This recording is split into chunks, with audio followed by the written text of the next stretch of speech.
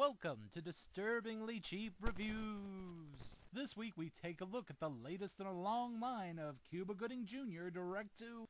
Wait. Didn't I just do this?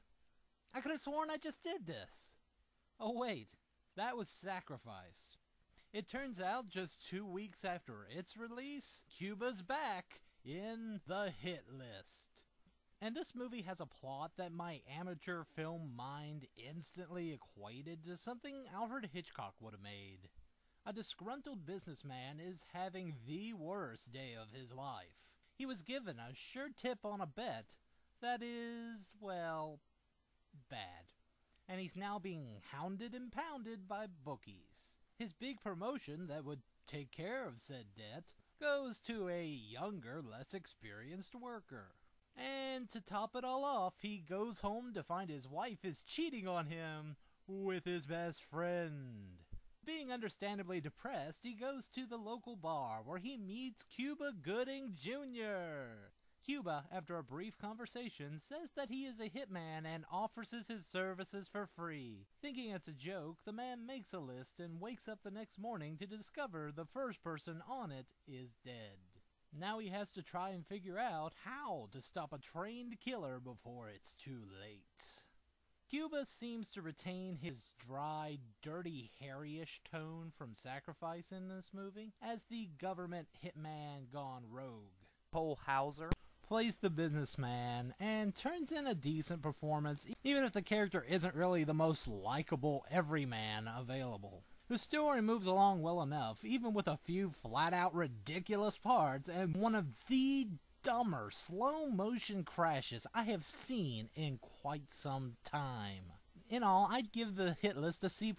Cuba definitely is an all-star on the straight-to-DVD market. He is definitely bringing a big-screen level to all of his performances. It's decent to good, but it has a few parts that drag it down from being a definite recommendation. But if you've got a cat-like curiosity, I doubt it'll eat up one of your 9 lives.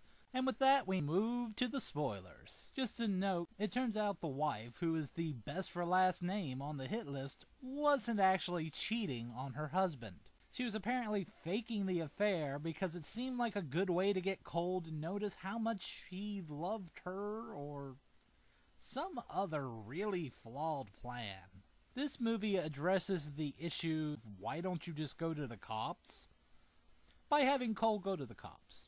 See, Cole does the smart thing the moment he realizes that Cuba is for real. He calls the cops and he tries to get everyone else protection. This leads to the end where our seemingly overpowered hitman Cuba walks through the police force like a living, breathing Terminator. He wipes out nearly everyone.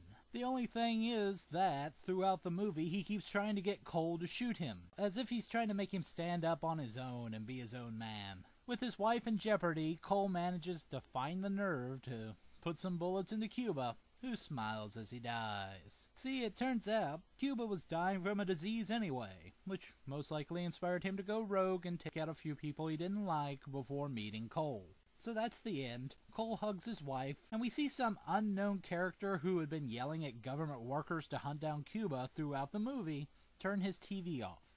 I glazed over them because they're not really useful to the plot. So with that said, until next time, don't assume the guy claiming to be an assassin is joking.